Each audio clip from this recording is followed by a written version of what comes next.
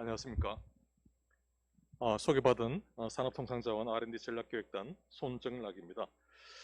어, 큰 학회인데 학회장에 와보니까 되게 썰렁하네요.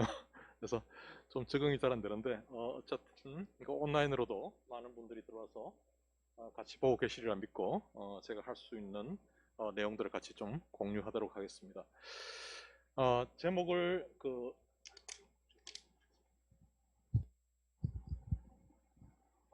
들리십니까?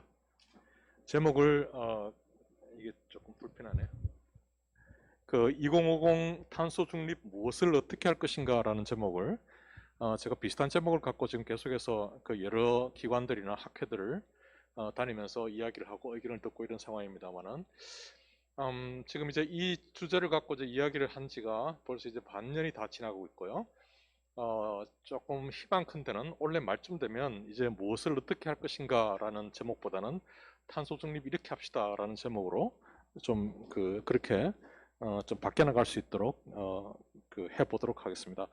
이 주제와 관련돼서 국내에서 지금 특히 이제 신재생 학회 관련되신 분들뿐만 아니라 많은 분들이 같이 여러 위원회라든지 여러 회의를 통해서 같이 고민을 하고 있는 상황인 걸로 알고 있고요.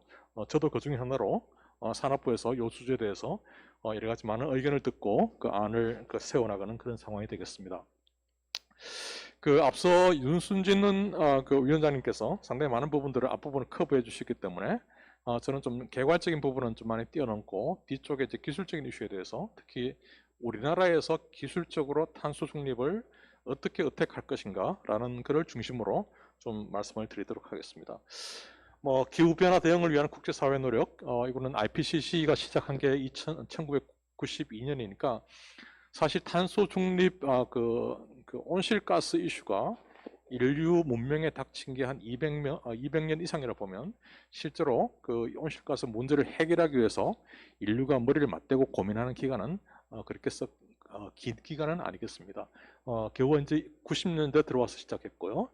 교토 의정서를 거쳐가지고 파리 기후변화 협약과 그다음에 IPCC 특별 총회, 그러니까 인천 총회를 통해 가지고 이렇게 왔습니다. 그래서 우리가 흔히 말하는 탄소 중립이라는 용어는 2018년 인천 IPCC 인천 총회에서 1.5도씨 특별 보고서가 채택이 되면서 2050 탄소 중립이라는 개념이 전 세계적으로 처음 나온 것 같습니다.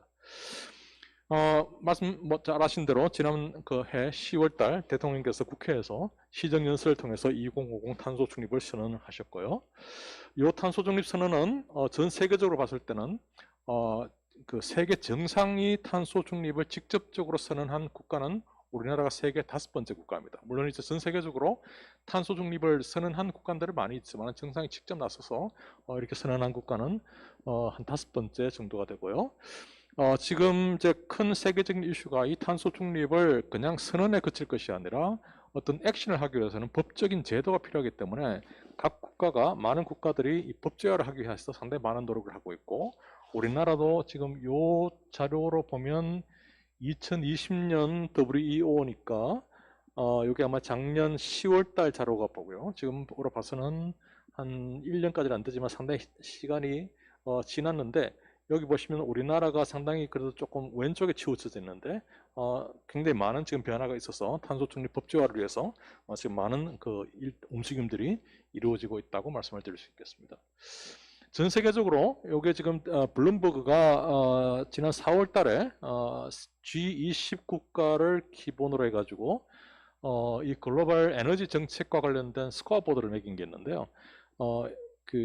오른쪽, 그러니까 가로축으로 갈수록 2050 탄소 중립의 추진 의지에 대한 점수, 그 다음에 세로축으로 갈수록 2030 NDC 추진 정책 의지에 대한, 정책의 어떤 실행력에 대한 점수인데, 보시다시피 우리나라는 2050 탄소 중립 의지에 대해서는 굉장히 높은 점수를 받고 있는 반면에 2030 NDC policy에 관해서는 상당히 점수가 상당히 낮습니다.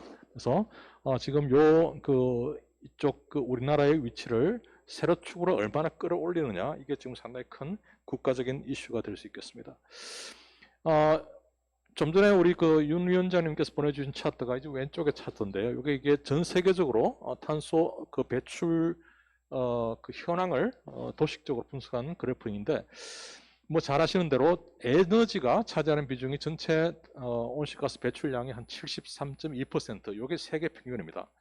그래서 제가 이 그림을 보고 우리나라 데이터를 똑같은 그림으로 그렸을 때 어떤 변화가 있는가를 한번 그려봤는데, 우리나라 같은 경우는 이 73.2라는 숫자가 86.9가 됩니다. 무슨 얘기냐면 우리나라 온실가스 배출 비중 중에 에너지가 차지하는 비중이 전 세계 평균 대비 한 13% 정도보다 더 크다라는 걸 알 수 있습니다. 그러니까 우리나라가 상당히 좋게 생각하면, 뭐 멋진 말로 생각하면 우리나라가 상당히 그 에너지 인텐시브한 그런 국가다.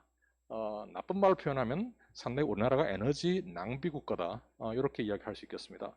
그리고 각 모든 숫자를 이렇게 뜯어보면 에너지가 비중이 높은 이유가 제조업과 관련된 비중이 세계 평균보다 특별히 높습니다. 특별히 그 철강이라든지 석유화학이라든지 이런 쪽의 비중이 세계적인 값보다 상당히 높기 때문에 결국에 우리가 잘 아시는 대로 우리나라 온실가스에 어려우면 에너지 쪽에서 온실가스의 배출 부담이 상당히 크고, 그 중에서도 제조업으로 인한 그 온실가스 배출 부담이 상당히 크다라는 것을 도식적으로 파악할 수 있었습니다. 똑같은 그림에서 지금 현재 그 국가 그 온실가스 인벤토리 상에 보면 2015년부터 2020년까지 전체 온실가스 배출량이 보는데, 아까 윤희 원장이 말씀하신 대로 한 2020년 오면 2018년 대비 상당히 많이 줄어들고 있습니다. 한 7.3% 줄어드는데, 이게 우리가 잘해서 줄어드는 게 아니고요. 이거는 그 코비드 때문에 줄어든 겁니다. 그러니까 대략적으로 보면 이게 작년에 우리가 한 7.3% 떨어졌는데, 우리 탄소 중립을 이루기 위해서는 2050년까지 매년 7 내지 8% 온실가스를 감축을 시켜야 됩니다. 그러니까 다시 말하면 작년에 우리가 코비드 때문에 생긴 사회적 충격이 앞으로 30년도간 계속해서 그런 충격이 일어나야만이 탄소 중립을 달성할 수 있기 때문에 상당히 이게 도전적인 이슈고, 우리가 상당히 많이 노력을 해야 될 이슈라는 것을 이 그래프를 통해서 알 수가 있겠습니다. 뭐 아까 보신 똑같은 그림입니다만은 현재 2017년 대비 2050년은 제로를 만들겠다는 것은 2050년 탄소를 얼마나 배출할 것인가는 더 이상 이슈가 되지 않고요.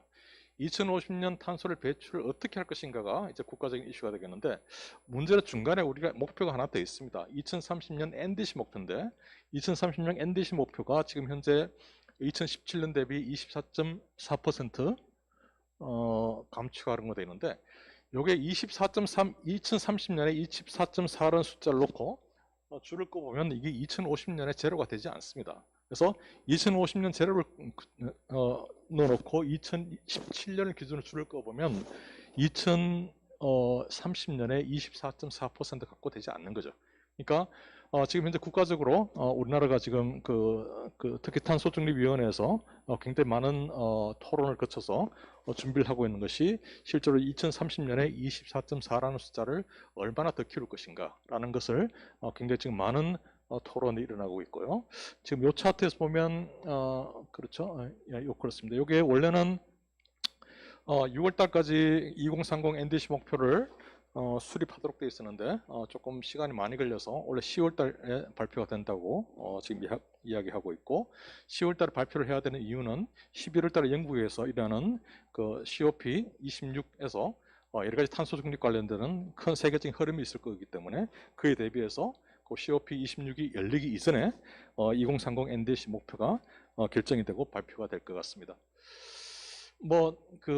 사실 지난 4월 달에 바이든이 중심한 기후회의를 통해 가지고 상당히 많은 국가들이 NDC 온실가스 감축 목표를 상향 조정했습니다. 상향 조정하는 숫자들은 아까 위원장께서도 말씀해 주시는데, 특히 우리가 주목해야 할 수치를 보시자면 각국들이 50%, 46% 뭐 등등이 있는데, 이런 숫자의 기본 연도가 다 다릅니다. 어떤 국가는 13년도, 어떤 국가는 5년도인데, 이걸 2017년도로 이렇게 싹 바꿔버리면 이 숫자들이 우리나라에서 제시하는 24.4라는 숫자하고 비교를 해봐야 되는 겁니다. 그러니까 모든 나라가 이 24.4라는 숫자보다 상당히 크죠. 그렇기 때문에 상당히 이 부분에 대해서 굉장히 큰 부담이 있는 것이고요. 두 번째, 이 데이터에서 부담이 있는 것이 뭐냐면, 선진국이 제시하는 이 기준 연도들은 특히 미국, 유럽, 일본, 심지어 일본까지 보더라도 이 기준연도가 탄소 배출 피크 연도입니다. 그러니까 기준연도 이후에는 항상 모든 나라들이 탄소가 배출이 감소가 됐습니다. 그런데 우리나라는 2017이라는 숫자가 아직도 탄소가 피크가 이루지 않고 계속 증가되는 그런 상황이었고, 물론 이제 작년에 온실가스가 한 6.7% 감축이 됐지만은 또 이제 코비드가 회복이 되면 어떻게 될지 모르기 때문에 사실은 우리는 아직까지는 이렇게 증가하는 상황에서 이 온실가스를 감축시켜야 되기 때문에 피크를 경험한 나라에서 감축하는 어떤 그런 부담보다는 더 많은 부담으로 우리가 지금 다가와 있다는 것을 알 수가 있겠습니다. 이런 상황에서 지금 산업부에서 특히 산업부에서는 이 탄소 중립 관련돼서 여러 가지 많은 일들이 일어나고 있고, 이 산업뿐만 아니라 환경부라든지 과기부라든지 여러 부처들이 지난해 12월 달 범부처 탄소 중립 추진 전략에서 계획된 각 부처의 역할 분담에 따라서 여러 가지 많은 일들이 일어나고 있는데, 그 중에서 산업부에서는 이런 일들을 좀 준비하고 있고, 특히 저 같은 경우에는 산업부의 탄소 중립 R&D 전략 이 부분에 대해서 지금 많은 일을 하고 있습니다. 산업부에서는 에너지 분야와 산업 분야를 둘로 나눠 가지고 에너지 분야의 분과를 한 14개, 그다음 산업 분야의 분과를 한 11개 정도 구성을 해서 각 분과에서 기술적인 개발, 탄소 중립 기술 개발 전략을 수립하고 총괄하는 어떤 그런 역할을 지금 해오고 있습니다. 자, 이런 과정 중에서 이제 제가 특별히 관심을 가지고 좀 정리를 해왔던 이슈가 뭐냐면, 자, 그러면 우리가 특히 에너지 분야 쪽에서 탄소 중립을 위해서 무엇을 어떻게 할 것인가, 우리가 크게 큰 그림으로 봤을 때 어떤 부분으로 일단 카테고라이즈를 해야 될 것인가를 한번 먼저 생각을 해서 그거를 우리가 에너지 탄소 중립 프레임워크라고 이렇게 이름 붙여봤습니다. 그래서 에너지 탄소 중립 프레임워크라는 것은 결국에는 이제 에너지 쪽에서 온실가스를 줄이는 것인데, 에너지 수요는 그냥 되면 이렇게 계속 증가를 할 것이고요. 에너지 수요를 줄이는 가장 첫 번째 이슈는 에너지 효율을 높여가지고 수요를 감축시키는 겁니다. 그래서 에너지 효율하고 수요 관리를 통해서 에너지 수요를 줄이고, 에너지 효율을 통해서 에도 불구하고 감축이 되지 않는 게 이게 결국엔 최종 에너지 수요라 보면 이 중에 상당히 많은 부분을 전기화를 시켜야 되고요. 작년 같은 경우에 우리나라 전체 에너지 수요 중에서 전기가 차지한 비중이 한 24% 정도 됐을 겁니다. 이 전기화 비중을 가능하면 올려야 되고, 이 전기화 비중이 이게 100%는 결국에 갖지 못할 거기 때문에 전기화를 올릴 때까지 올리고 나머지를 어떻게 할 것인가, 비전기 에너지를 수소로 갈 것인가 어떻게 할 것인가, 이런 부분에서 고민이 있어야 되고, 전기화를 올리더라도 이 전기를 만들어내는 수단이 온실가스를 나오면 안 되기 때문에 전기화를 올리되 재생에너지를 확대하고 전기 자동차를 확대하고 이런 쪽으로 이제 전기화를 재생에너지, 수소, 그다음 원자력 이런 쪽을 통해 가지고 전기화에 필요한 전기를 만들어내야 되는데, 이건 역시 이러한 수단, 재생에너지는 수소라든지 원자력이라든지 이런 수단을 갖고도 100% 청정 전력을 못 만들기 때문에 나머지 천연가스 같은 것도 있지 않겠느냐. 근데 천연가스 같은 게 쓰게 되면 결국에는 CCS 같은 것도 붙어야 되고, 그러니까 전반적으로 이런 시나리오를 통해 가지고 온실가스를 감축을 시켜야 되기 때문에 일단 탄소 중립을 구현하기 위해서 저희가 프레임워크 중에 6가지 필러를 저희들이 했는데, 첫 번째는 온실가스 효율 향상 수요 관리, 전기화, 수소화, 그다음 CCUS, 요 4가지 주요 수단을 그려놓고 보니까 이게 기술적인 4가지 이슈만 갖고 해결이 안 되더라고요. 그러니까 기술적인 이슈를 지원할 수 있는 어떤 정책적인 이슈로 거버넌스 이슈와 그다음 레질리언스 이슈. 그래서 탄소 중립 프레임워크에서는 6가지의 어떤 필러 6가지 필러 중에서 4개의 기술적인 필러와 2개의 정책적인 필러가 동원되어야 된다. 그렇게 정리를 했습니다. 하나하나씩 좀 살펴보면, 에너지 수요 감축 관련돼서 효율 향상 수요 관리 관련돼서는 우리 에너지 효율 감축 엄청 많이 했습니다. 그래서 R&D가 뭘 할 수 있을까라는 것에 대해서 상당히 좀 고민이 많은 부분이고, 이 부분에 대해서 많은 분들하고 이렇게 회의도 하고 여러 워크숍도 하고 해보니까 에너지 효율 분야는 물론 이제 효율 향상을 위한 R&D도 중요하지만 결국에는 이건 정책적인 이슈들이 많이 붙어야 된다. 특히 이제 에너지관리공단이라든지 에너지공단이라든지 이런 국가적인 기관을 통해 가지고 에너지 효율을 더 장려시킬 수 있는 어떤 그런 수단들이 많이 동원돼야 되고, 또 이제 특히 R&D 측면에서 보면 우리가 이제까지 적용해보지 못했던 새로운 기술, 디지털 기술이라든지 AI 기술이라든지 이런 기술을 통해 가지고 효율적을 조금 더 우리가 향상시킬 수 있는 그런 여지가 많이 있겠다 생각이 되고요. 두 번째 필라가 이제 그 전기화입니다. 전기화 중에서 결국에는 전기화 중에서는 탈탄소 전력 생산 비중을 높이기 위해서 신재생 에너지, 특히 재생 에너지 비중을 높일 수밖에 없고, 재생 에너지 비중을 높이기 위해서 지금 오늘 모이신 신재생 학회에서 많은 고민들을 해주셔야 될 것 같고요. 다만 이제 재생 에너지 비율을 높이기 위해서 재생 에너지 학회에서만 이렇게 고민할 것이 아니라 실제적으로 근본적으로 해결돼야 될 것이 전력망 인프라입니다. 그러니까 특히 이제 전력망의 DC화, 마이크로그리드화, 그다음 디지털화, 이 문제가 해결되지 않으면 결국에 재생에너지 확대는 사실상 불가능하다. 그렇기 때문에 재생에너지 확대도 중요하지만은 재생에너지 확대를 구현하기 위한 전력 인프라 혁신이 무엇보다 더 중요하다. 이렇게 말씀드릴 수 있겠습니다. 세 번째 필러가 수소입니다. 수소는 우리나라는 그 탄소 중립을 선언하기 이전에, 그린 뉴딜을 선언하기 이전에 이미 그 수소 경제 활성화라는 어떤 그런 국가적인 이슈가 먼저 던져졌기 때문에 굉장히 친숙함에도 불구하고 우리가 탄소 중립 이전에 다루었던 수소 이슈하고 탄소 중립 이후에 다루었던 수소 이슈는 상당히 개념이 달라야 됩니다. 그러니까 탄소 중립 이후에 다루는 수소 이슈는, 탄소 중립 이전에 다뤘던 수소 이슈는 주로 전기차를 어떻게, 수소차를 어떻게 확대시킬 것인가, 연료전지를 어떻게 확대시킬 건가, 이런 수요단에 맞춰져 있다 그러면, 이제 탄소 중립 이후의 수소는 탄소 대비 상황에서 수소의 역할이 어떻게 해야 되는가를 먼저 고민해야 되고, 그 역할에 맞게끔 새로운 정책들이 다시 개발이 되어야 되는데, 그 핵심은 청정 수소의 생산이겠습니다. 그러니까 그레이 수소도 아니고 블루 수소도 아니고 그린 수소를 얼마나 많이 생산할 수 있느냐, 여기다가 이제 초점이 맞춰야 되는데, 왜 그린 수소를 많이 생산해야 되느냐. 첫 번째, 수소는 중요한 에너지 저장 수단이기 때문에 그렇습니다. 두 번째, 수소는 에너지뿐만 아니라 제철 사업 같은 데서 실제로 수소가 아니면 사람이 죽을 수 있는 그런 산업들을 살려야 되는 수단이기 때문에 수소가 그렇습니다. 그렇기 때문에 이런 이슈로 보면 실제로 우리가 전기차, 죄송합니다. 수소차, 연료전지, 이제까지 고민해왔던 그 범주를 뛰어넘어서 새로운 차원에서의 어떤 수소 쪽을 좀 바라보고 접근을 해야 된다, 그렇게 생각이 됩니다. 네 번째가 CCUS입니다.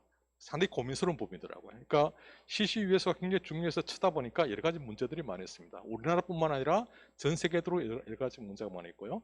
가장 큰 고민이 우리가 저장할 수 있는 장소가 얼마나 있느냐라는 것에 대한 답이 없다는 얘기입니다. 그래서 이거에 대해서 상당히 많이 고민을 해야 되고, 근데 뭐 이거는 사실 저장할 수 있는 공간이 얼마나 많으냐라는 것을 어떻게 할래? 라는 질문을 하게 되면 이건 역시 기술적으로만 해결될 수 있는 게 아니더라고요. 그러니까 가능하면 뭐 석유공사라든지 이런 기관들을 좀 동원을 해가지고 석유 탐사과 같이 이산화탄소를 저장할 수 있는 저장소를 빨리 찾아낼 수 있는 어떤 그런 사업들을 빨리 해야 되겠다. 어떤 이런 어프로치가 필요하다. 그렇게 생각됩니다. 그다음 정책적인 이슈가 이제 레질리언스인데, 탄소 중립은 어느 날 2050년 되면 2050 이전까지는 탄소 중립 플러스 2050 이후에는 탄소 중립 제로가 아니라 이게 결국 이제 계속해서 상당히 많은 세월 동안 흘러가기 때문에 이 탄소 중립은 상당히 충격 없이 지속 가능하게 진행이 돼야 된다. 그거를 위해서 동원되어야 될 게 상당히 많이 있고요. 특히 이제 이 발전 쪽에서는 재생에너지가 증가되면 그 재생에너지 증가에 따른 부하 추종성 이슈를 어떻게 할까, 변동성 이슈를 어떻게 해결할 것인가. 그걸 위해서 LNG는 탄소 중립 수단은 아니지만은 재생에너지 확대를 위해서 LNG가 필요하기 때문에 LNG를 써야 될 것 같으면 그 LNG를 썼을 때 LNG의 탄소 중립을 어떻게 시킬 것입니까? 어떤 이런 이슈들도 고려를 많이 해야 되고요.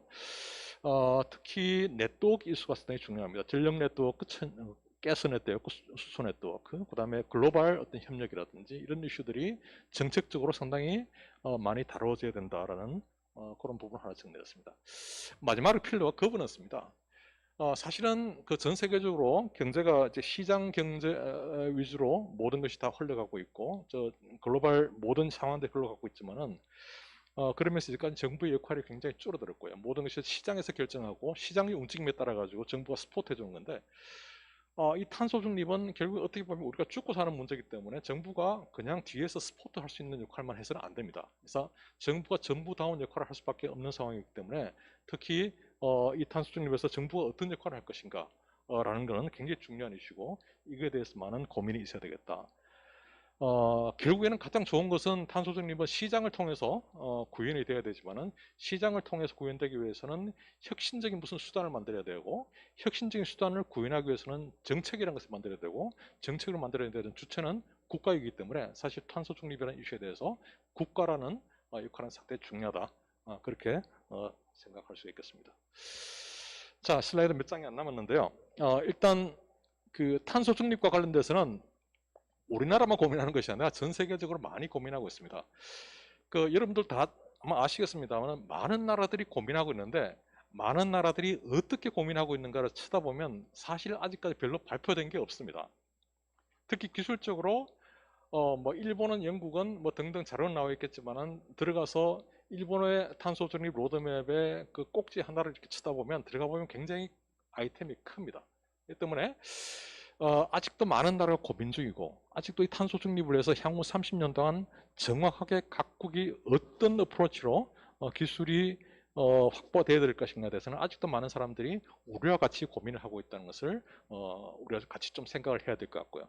다만 여기 보시면 이게 필라를 하는데 아까 제가 OSP라는 게 아직까지 이게 정부의 안이 아니고 우리 전략기획단에서 지금 정리한 거기 때문에 4개의 기술적인 그 필라가 우리 4개만 정리했는데 지난 4월 달에 그 IEA에서 그 넷제로 로드맵에 따르면 IEA에서는 이 필라를 한 7개 정도 정리를 했고 미국은 5개, 일본도 5개, 독일도 5개, 심지어 영국은 10개 이렇게 좀 정리가 되어 있는데 물론 이게 이 필라들은 우리가 생각하는 기술적인 필라 외에 어떤 정책적인 필라 그런 사회 행동적인 필라까지 같이 포함되어 있습니다만 어떤 여러 가지 고민들이 많이 녹아 있고 요걸 찬찬히 각국의 요 필라들을 찬찬히 뜯다 보면 요 필라에 자기들이 추진하고자 하는 특징이 각국의 산업적인 특징과 재생에너지 혹은 탄소 중립과 관련된 여러 가지 자원의 각국의 특징에 따라서 상당히 그 결이 많이 다르다는 것을 알 수 있습니다. 그래서 EU가 영국이 했기 때문에 우리나라는 꼭 해야 되는가라는 찾아보면 영국의 어떤 그 탄소 중립하는 에너지 자원하고 우리가 갖고 있는 에너지 자원하고를 상당히 비교를 하고 판단을 해야 된다는 것이죠. 그래서 이런 걸 상당히 좀 분석하고 하는 작업들을 앞으로 계속 좀 주의 깊게 봐야 되지 않을까 그렇게 생각을 하고 있습니다. 자, 그게 나왔습니다. 그래서 사실 제가 지금 그 산업부 전략기획단 에너지 R&D를 맡고 있으면서 탄소 중립을 위해서 우리가 동원 가능한 기술이 뭔가를 사실 연초부터 많이 찾아봤습니다. 원래 지금 그 애기평을 통해서 산업부의 그 에너지 R&D가 벌써 1조가 넘고요. 적어도 매년 수천억 원 투자가 됐음에도 불구하고 실제로 탄소 중립을 위해서 활용한 기술들을 찾아보니까 당장 오늘 내년부터 온실가스를 줄이기 위해서 산업체에서 활용할 수 있는 기술이 별로 없습니다. 죄송하지만 연료전지 많이 했고 히트펌프 많이 했고요. 심지어 CCS도 엄청나게 많이 했습니다. 근데 실제로 우리 CCS를 갖고 탄소 중립을 한번 줄여볼까라고 어프로치 해보면 실제 사용할 수 있는 기술들이 없다는 얘기죠. 그래서 이런 걸 우리가 상당히 많이 반성을 해야 될 것 같고요. 그래서 지금 이제 최근 들어서 제가 주창하는 것이 자꾸 새로운 기술들에 대한 관심도 중요하지만은 우선은 있는 기술들, 저런 기술들의 성향을 조금 더 찾아보고 저런 기술들을 가능하면 스케일업을 해서 조금 빨리 탄소 중립에 응용할 수 있는 쪽으로 좀 관심을 많이 가져야 되겠다. 특히 우리가 소위 말하는 혁신적인 기술, 우리가 생각하는 새로운 기술에 해당되는 수소라든지 CCUS라든지 이런 기술들은 아마도 2030년 이전까지는 시장에 나올 수 있지 않을 것 같아요. 실제로 또 스케일러블한 시장이 형성되는 것은 2030년 이후가 되기 때문에 결국 2030년 이전에는 우리가 갖고 있는 기술을 갖고 탄소를 줄여야 되는데 그 가장 대표적인 수단이 태양광과 풍력과 전기차입니다. 그래서 이런 부분에 대해서는 어서 빨리 있는 기술들을 계속 스케일업해서 실제로 탄소 중립을 우리가 그 위에 수단으로 빨리 활용해야 될 것 같고 지금 우리가 개발하고 있는 수소라든지 그런 기술들은 빨리 혁신을 도모해서 이런 기술들도 적어도 2030년 이후부터는 빨리 스케일에 들어갈 수 있도록 그런 전략적인 어프로치가 필요하다 그렇게 생각이 됩니다. 우리나라가 지금 전력으로 보면 전력이 지금 한 100기가와트 조금 넘습니다. 이제 100기가와트 넘는 것이 1960년대부터 있어요. 100기가와트가 넘는데 사실 100기가와트까지 도달하면서 한 100기가와트 갖고 우리나라 지금까지 먹고 살았습니다. 창원기계공단 같은 것이 전력 생산 수단이 설비가 한 100기가와트가 도달할 때까지 창원 같은 게 생겼는데 우리가 지금 생각하고 있는 그 탄소 중립을 위해서 앞으로 2050년까지 전력 설비가 얼마가 될 것인가를 보면 보통 우리가 500기가와트, 600기가 가볍게 얘기한다고요. 실제로 그렇게 가야만 되고요. 그러면 사실 500, 600기가를 반드시 해야 되지만 반드시 이걸 생각할 때 놓치지 말아야 될 것이 뭐냐면 우리가 100기가와트를 갖고 지난 40년 동안 잘 먹고 잘 살았으니까 앞으로 400기가와트, 500기가를 더 우리가 깔아야 된다면 그만큼 잘 먹고 잘 살 수 있는 수단이 우리한테 주어지는 것이죠. 그래서 이거를 뭐 태양광이든 풍력이든 어떤 수단을 통해서 이거를 지난 한 100기가와트에서 우리가 그 산업을 성공시켰다는 그런 성공 사례를 이 400, 500기가와트에 성공시키지 못하면 아마도 우리나라 산업은 상당히 큰 어려움에 처하지 않을까. 그래서 탄소 중립은 굉장히 중요한 이슈임에도 불구하고 굉장히 어려운 이슈임에도 불구하고 이런 산업적 측면에서는 굉장히 우리가 사명감을 갖고 국가 발전의 어떤 성장 수단으로 반드시 사용될 수 있도록 같이 노력을 해야 되겠다 그 생각을 합니다. 마지막 슬라이드입니다. 제가 이제 인력학을 전공한 사람인데요. 그러니까 인력학 제1법칙은 에너지 보존의 법칙입니다. 에너지 보존의 법칙은 항상 제로섬 게임이죠. 한 곳이 줄어들면 한 곳이 늘어나게 되고 땅 따먹기를 하면 해결이 됩니다. 근데 인력학 제2법칙은 엔트로피 증가의 법칙이죠. 인력학 제2법칙은 에너지를 쓰면 에너지가 썼다기보다 에너지가 어떤 한 그 상태에서 다른 상태로 이렇게 변하게 되면 반드시 비가역성이 생깁니다. 그러니까 에너지는 항상 쓰면 쓸수록 비가역성이 생기기 때문에 낭비 요인이 생기는 것이죠.